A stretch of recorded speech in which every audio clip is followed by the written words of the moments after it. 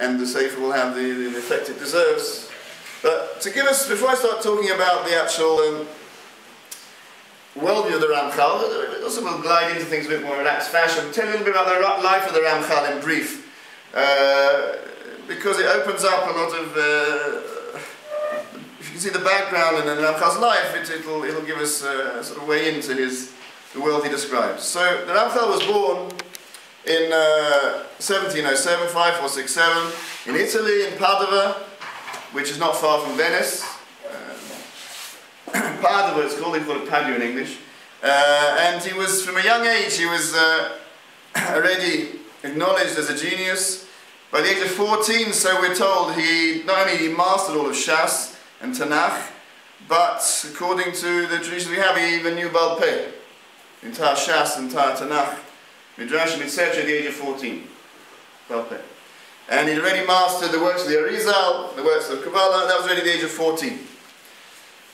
At the age of 17, he authored his first Sefer called Loshen Lamudim, which was about Loshen HaKodesh, but also the mystical sort of source of Loshen HaKodesh. And he wrote sort of works of poetry that have with Mussar ideas, expressing deep ideas in a sort of poetical form. And he had a close group of Talmidim around him that they sort of learned night and day in great Kedusha. But the sort of turning point in RAMCHAL's life came when he was only 20 years old. So I'm going to read you something which you might find quite startling, because we have in our possession many letters that the RAMCHAL wrote to his Rebbe, his Rebbeim, his particular Rebbe, and he describes here the event that sort of changed his life, and I'll read you in translation. It's quite a startling letter. It says like this. It says, in the first month of Sivan, in the year 5487, which is 1727, when he was 20 years old, while I was concentrating on a unification of Hashem's name, a yichud of Hashem's name, I fell into a slumber, and when I awoke, I heard a voice saying, I have come down to reveal hidden secrets of the Holy King.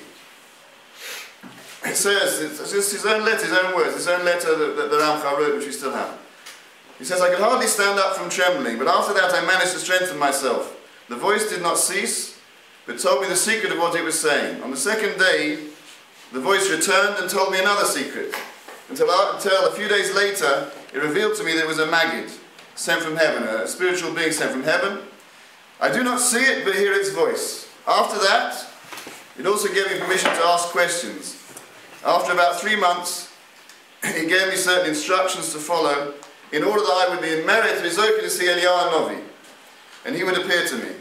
After that, the Maggid commanded me to write a commentary on the Sefer Shlomo Melech Koheles and explain to me the secret meaning of each of these verses. After that, Eliyahu came and told me certain secret things, informing that the great angel Metatron would come. And it goes on. So, these are the RAMCHAL's own words. And when he was 20 years old, for the next 2.5 years, the RAMCHAL, this is not known to the world. The RAMCHAL had a select group of Talmidim, and they learned with great intensity. And the RAMCHAL wrote many Sfarim in these 2.5 years. He wrote this commentary on Koheles that was dictated to him by this Maggid, Eliyahu Novi, and other spiritual beings. Wow. And he wrote a sefer called Zohar Tanina. Zohar Tanina means the second Zohar, which is written in Aramaic. And we have only literally a few pages of what was a massive work. And one excerpt we have, which we don't have here, which named Eliyahu Novi, basically says that the second Zohar was coming to complete the light of the first Zohar of Rashim Bar Yochai.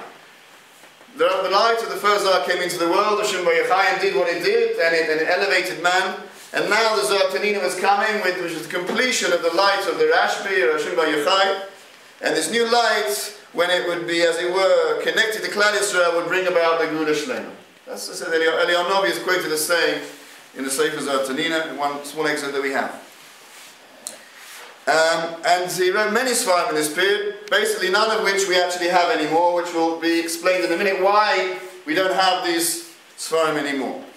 But these are works that were dictated to him by the Maggid and other spiritual beings, not directly to the RAMCHAL. I wrote them down. They're in a difficult Aramaic. The Sefer HaGeula, which is one Sefer we have, which is translated, is one of the few Sfarim that we have left from that period. It's a very hard Sefer, anybody's tried to learn it. But what the next major turning point in RAMCHAL's life was when he was 2.5 years later, when he was 22, when one of his Talmidim, Rabbi Kusiel Gordon, became an intimate part of the RAMCHAL's group, and he wrote a letter praising the RAMCHAL to his Rebbe.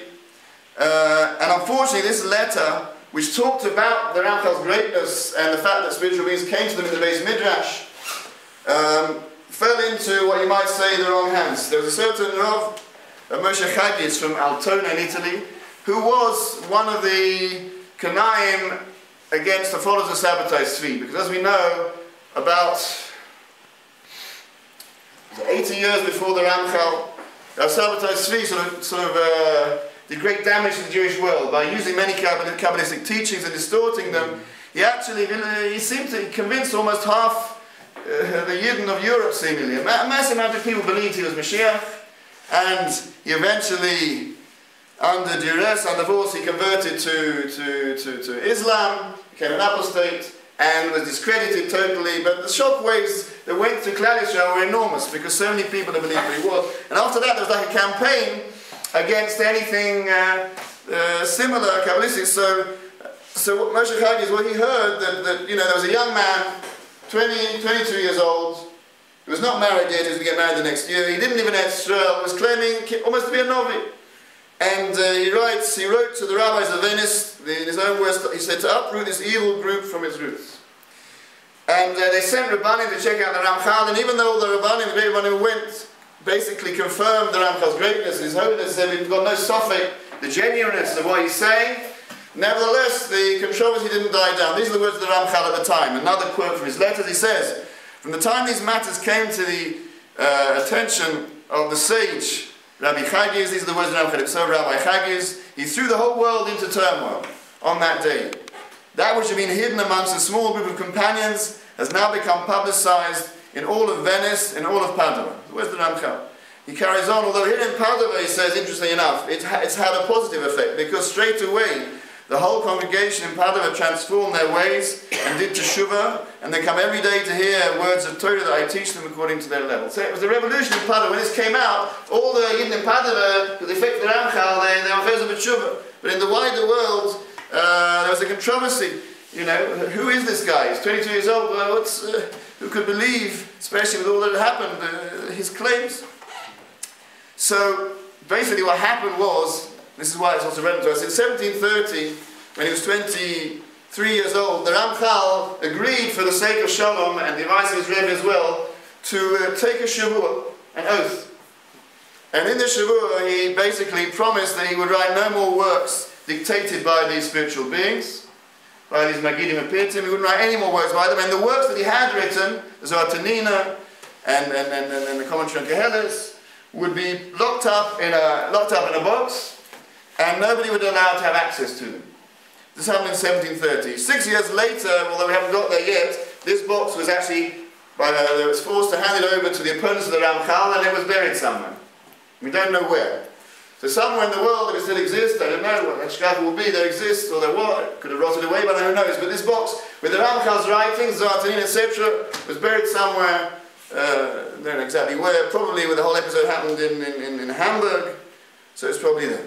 Now, so at this point, the RAMCHAL was no longer allowed to write works dictated by these spiritual beings, and in this sense, that's the point I want to make, this is really Hashkacha Protis, mamash, we see in hindsight, because what the RAMCHAL had to do now, he was allowed to teach Kabbalah and learn Kabbalah, but he couldn't write words from the Maggid, so he had to write his own words. In other words, what he'd learnt from his teachers, as it were, he had to write in his own words, through his own mental process, his own logic. He had to, and in this period, one of the greatest works of the RAMCHAL, the Klach Pirsei Chochmah, 138 Gates of Wisdom, which is acknowledged as the most sort of fundamental, comprehensive and clear description of the whole framework of the system of the Arizal, of Yitzhak Luria, who in terms of explaining the Zohar, explains in an amazingly clear, structured way the entire sort of world, the Kabbalistic worlds of the Arizal. He wrote a commentary on the Zohar as well, we have some of that. He wrote short Sfarim in saying brief the main principles of Chochmas HaEmes, incredibly clear. Even now, when I was in Eretz Yisrael, And I started to learn some of the Torah Arizal. I said, there's still now, I said in Shabbat Shemayim, the best way to access the Arizal is through the RAMCHAL. Through first learn what the RAMCHAL, understand how he systemized everything, and then you can go on. And in sense, only because there's opposition to him, and he had to take this shvuah, was he forced to write works that were more understandable. So if you learn the earlier works, a little bit we have left, they're much harder to understand, almost impossible to understand, as they are just received as they were. These works that he wrote through his own mental faculties are so much clearer. I'm not saying they're easy, but they are. And so it could be that was the Hashgacha. We'll see perhaps the Hashgacha in the second phase as well. What happened next was in 1735, when the RAMCHAL was now 28 years old, well, I just missed out. But yeah, he then, immediately after this, he got married. He married the daughter of the Rabbi Mantova, who was a big supporter of the RAMCHAL. Her name was Sipora. He had at least one child we know of, a son. And he began this new style of writing that we've spoken about. But the controversy didn't die down. He was accused falsely of accessing this foreign that had been hidden. Unfortunately, these Kanaim attacked him. We'll see the RAMCHAL's own comment on this in a minute. And they made a trap for him. He left Padova and he was going to Hamburg. When he got to Hamburg, he was, as it were, ambushed and put in front of a Beis Din, who forced him to sign something they'd written in the form of an oath, a shiur, and it had three very, very limiting conditions on the RAMCHAL, which were not to teach Kabbalah to any human being. He was not allowed to teach Kabbalah to any human being, not to show his Kabbalistic writings to anyone, and not to write any Kabbalistic works. He wasn't allowed to teach Kabbalah, show what he'd written, his own Kabbalistic writings to anybody, or to write any Kabbalistic works. The RAMCHAL felt, he held from his own writing, this wasn't actually halachically valid, this shvuah. He writes like this. Again, one of his letters. I've already mentioned, says the RAMCHAL, that I have voluntarily chosen not to say a word of the hidden wisdom to any person in the world. This is not as a result of the episode of Frankfurt, which I've just described, but because evil has grown strong due to our many sins, and the world has become tohu vavohu, desolate and void. However, God forbid that I should forsake my own learning of this wisdom for even one moment. This would be like separating myself from life itself. He gives the parallel of Rabbi Akiva. Rabbi Akiva, when there was the ban from the Romans to teach Torah, he said, like, what am I going to do? And I come out of the water where I am, and I'll be on the outside, I'll die. He makes the same motion. Myself, I can't give up for one moment the learning this, but so he said he voluntarily, not that he accepted the validity of the shvuah, he voluntarily he decided that was hashgacha, and the world didn't want that at that point. And after that point, he never taught Kabbalah to any individual. He then went to Amsterdam in 1735 when he was 28 years old, where they were makablim with great kavod. In Amsterdam, they read him the great kavod. They became Rosh Hashiva there, and you see, look at the Skamas Mr. Sisharim for the Rabbanei Amsterdam, how much kavod they gave. In Amsterdam, they only had no kavod, there was no controversy in Amsterdam itself. And there, I want to say here's another hashgacha. Because the fact that the RAMCHAL now couldn't even write any Kabbalistic works meant that he was forced to write works with not one word of Kabbalah in a very simple style. Although deep down, if you know the RAMCHAL, all his works were based on Kabbalah. Mr. Sisharim, Derek Hashem, he couldn't write one word. He had to be, that was wrapped deep inside. So because of those shvuahs, we, Chayshah, was zoche in that third period to Mr. Sisharim, Derek Hashem, yeah, which he wrote because he wasn't allowed to write. He also wrote Derek Tuvunas, which is how to learn Gemara, the Derek Limiting Gemara. He wrote a Sefer Dikdik. He wrote Sfarim, that world of Kol Bnei Odom. And we know in the doors of the past, it is those Sfarim, Mr. Sisharim, Derek Hashem, that have influenced the world. And he would never have written those if it wasn't for these shvuahs. The RAMCHAL himself writes, when he was in Amsterdam, he says like this: the water was clear, the water in the barrel was clear, and they have made it dark and cloudy. This is also for the best. The RAMCHAL, despite, I mean, I can't really imagine, somebody, the opposition, the language his opponents used, if you read it, was mamish. How he never reacted as you can expect from Bar Mr. Sisharim. He never reacted, never an angry word, never was makabel a kol, and everything was shalom. As I say, I expect from the author of Mrs. Yesharim, and he writes, the water was clear, and they made it dark and cloudy. This is also for the best. It's also for the best, and it's God's will. I praise Hashem for what has happened. He is guiding everything through His deep plan, His reprimand, His loving kindness, His chesed, He is righteous and just. He was there in Amsterdam for 8 years. He led the life of Shalva, and he had many Talmidim, and they asked him to teach. He was asked all the time to teach Nista, but he refused. And in 1743, at the age of 36, the RAMCHAL made a Aliyah to Israel. He was in Israel for 3 years.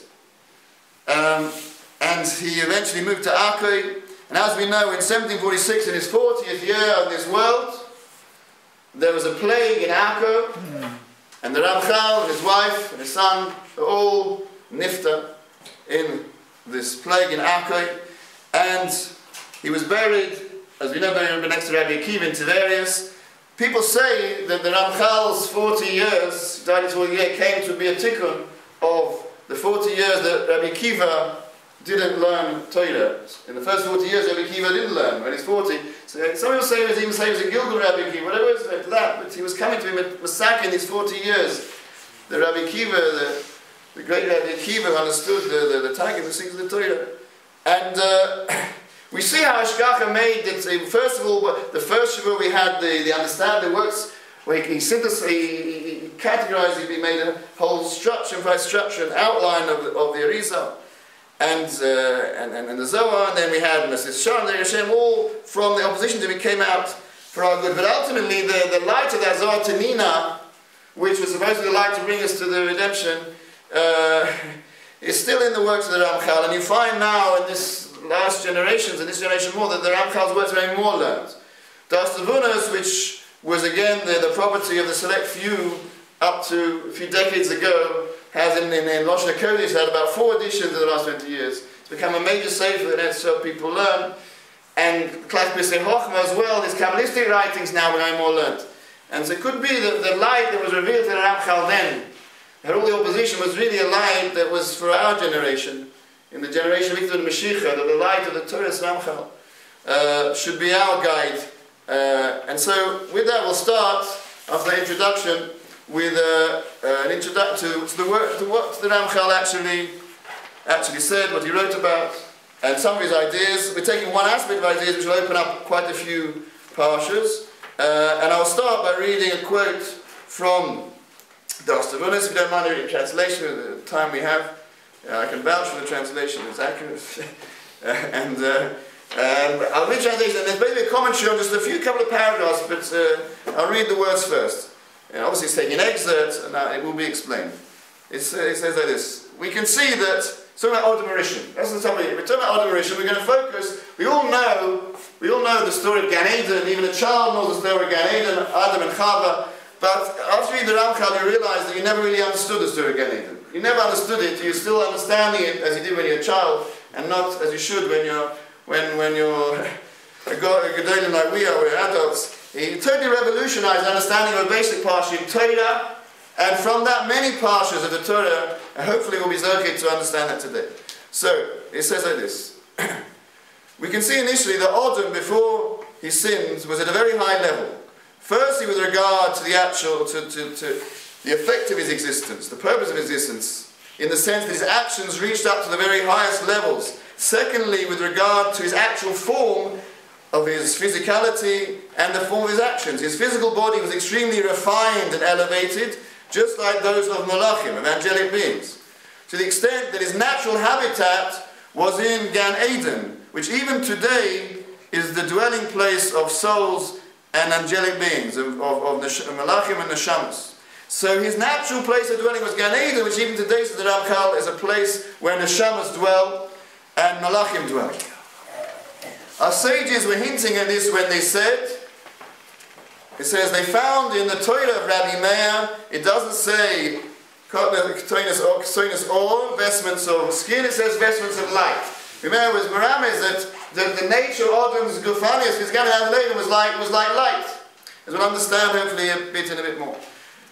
Some gracious Rabbi. He goes on. Our sages have already explained this concept in many places, clarifying that the purpose of this comment is to inform us of the elevated nature of Adam's body before he sinned. After he sinned, his body thickened, becoming coarse and heavy as it is today. We've already witnessed examples of this higher level in the case of Hanoch and Eliyahu. Hanoch, it says, we know in Bereshit, it says he was mishalig, and just like Eliyahu, they were both taken up to Shemayim without having to die in some sort of body of Eish. And they reached a higher madrega, a higher level. So Adam's was similar to that level that Hanoch and Eliyahu reached, as described in Tanakh, and Eliyahu specifically, whose bodies became so refined and elevated that they were similar to those of the highest Malachim. It goes without saying that Adam's movements and actions were also far more refined and of a spiritual nature, just like those of Hanoch and Eliyahu. So not just his body, but his mind, his thoughts, his whole reality was something far more elevated than the present reality. And now he talks about Gan Eden, just one more paragraph, and then we'll try and explain all this. He says, now the nature of Gan Eden was certainly the same then as it is now, says the RAMCHAL, an elevated and spiritual abode where souls dwell even today. Olam HaNeshamas. The Torah tells us that Adam was there, that he ate and enjoyed the fruits that grew there. But since we know that Gan Eden is presently a dwelling place for Neshamas, it follows necessarily that the fruits that grew there were not physical and coarse, like the fruits that we find in this world. Rather, they must have been much more refined, at least to the extent that air is more refined than earth. At least to the extent that air is more refined than earth, so too the fruits of Gan Eden are more refined than the fruits we have now. Similarly, the eating could not have been like the eating of the coarse and gross bodies that we have today. Rather, it was the eating of a refined, almost spiritual body like that of Hanoch and Eliyahu, as we described. This is precisely the point I've been making, that the quality and form of our actions reflect the importance of what those actions are supposed to achieve. So let's try and, he talks about it more, I want to try and explain this sugi, this parsha. Yeah? And it's a very precise parsha. It's like this. So we live in a world where, a world of life and death. We have a strong Yetzer Hara, and because we have a strong Yetzer Hara, we have to die. Every aspect of our physicality is to do with the level of existence we're on. We're on a level of existence where our Yetzer Hara is extremely strong. And the outside wrapping, which is our physical body, represents and wraps around and corresponds to the inner level we're in. Now, Adam Harishon, I'll tell an example I heard from Rabbi Mordechai Rose Shlita when I was in Israel, when he compared the level of Adam Harishon and his relationship with evil to our. He said that Adam Harishon, his relationship to evil, his Yetzer Hara was like this. If you've been in a house, a very well fortified house with a strong metal door, strong windows with bars on it, and there was somebody, a marauder outside, somebody not nice outside, it's a problem, but you wouldn't be able to get in. You can't get in, you've got absolute safety, you can no longer get in. After Adam sinned, that same negative being outside was inside the house, and there's no way you can get away from him. You know where you can run away from the Yetzer Hara now. It's around you, idiot. So Adam, before he sinned, was on a far higher level than now. So therefore his physicality, his guf, corresponded to his inner reality, his inner level. When Adam sinned, it meant that our whole inner reality changed. We had now a terrible struggle with evil. It became part of us, and there's a constant battle with it. Because we fell and we sinned, we now would never be able to overcome it so completely. We would end up sinning, we would have to die. And therefore we have a body of life and death. Everything about our physicality is a physicality of life and death. The baby's born, he's already on a time, the time machine's going, ticking away, he's getting bigger and bigger, you get middle age, you get older, you start grey, you get older. Every aspect of our physicality is a body of life and death. Adam, before he sinned, was not yet subject to death.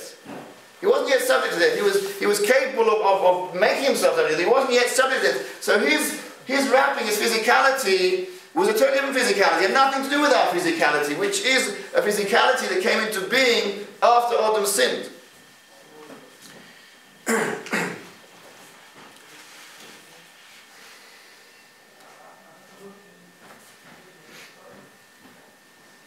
The RAMCHAL gives a precise parallel to try and understand this. And it says like this.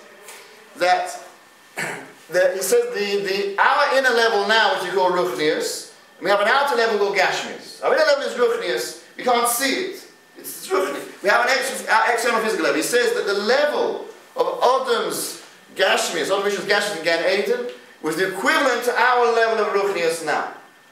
Our level of Ruchnius, our level, ungraspable level, that was the level of Guf in Gan Eden. And therefore, Adam's Ruchnius was that much higher than that. So obviously we can't imagine such a reality. We read about Gan Eden, we read about Adam and Chava and the Eitz, etc., and we think of it in terms of this physical world. It's not, we can't, our minds and our thoughts are thoughts of flesh, they're thoughts of physicality. We cannot, by definition, properly conceive the reality of Adam in Gan Eden. Because it was a reality where the external was like our Ruchni. We can't, our thoughts are limited by the type of environment we're in. But that's the majority was. Chazal, when they describe Adam, say that the light from Adam's heel dimmed the light of the sun. They say that when the Malachim saw Adam, they were Torah and wanted to say Kadosh, Kadosh, Kadosh. And it says it's Guf reached from one end of the world to the other. I think these are melitzas of Chazal. They're ways of Chazal just trying to say that we can't really properly understand the nature of Adam's reality. Because the klal is that the physicality corresponds to the inner reality. Our inner reality, around the struggling with the Yetzer Hara, we're inevitably sin, we're subject to death. And that reality came about after the case of Adam, so our physicality totally changed. And more than that, Rabbi said, it's clear in many writings of the RAMCHAL, not only is our body a body of physicality, the entire world we live in is a world of life and death. The trees, the seasons, the leaves, the fruits, everything in our world is a world of life and death. The same we said about Adam's body being a body of life and death, so the entire world is a world of life and death. And it's, as I said, it's clear from the RAMCHAL's writings that when Adam sinned, not only did his reality change, and he fell to the level of having a guf which was now mortal, and that the nature is now, but the whole world fell with Adam. The whole world was miscalculated with Adam. The whole world existed on a higher level before Adam sinned. The entire world was on the level of Adam before he sinned. Because the whole world was created for man. When Adam sinned, the entire nature of reality changed, and the trees that are described in Gan Eden became different trees. They became different fruits. They became trees and fruits of the level we're on now, with a world of good and evil, a world with the inner. And equally, let's say Hashem, when the world will be perfected, not only will we be recreated on a higher level, the whole world will be created on a higher level. That's what we'll see later on. So, let's just revise what we just said. So, we said that the level in Gan Eden, although the Ein Mikra Yotzei Pshuto, the simple meaning of the text is Odamet, and he had fruits. And nevertheless, they were not the fruits of our world. They were not the trees of our world. They were fruits and trees for the level that Adam was on there. What level Adam was on? He was on a level, a much higher level than now. A level where Ra Yetzer was something external to him. His whole being was far greater. And therefore, his body, his thoughts, the way he moved, he didn't move limited in the physical world. Now like Malachim moved now, it was a different way of moving, different way of thinking. The environment he lived in was a different environment. The environment of Gan Eden, a world which we cannot imagine. And the only correspondence we can have is that our inner Ruchni level was the outside physical level of that world, and the inner level of that world was that much higher. And that was the world Adam lived in. And when Adam sinned, then he became subject to a strong Yetzer Hara. He fell, he became physical, his body became the body now we have a life. Then the whole world became an environment of life and death.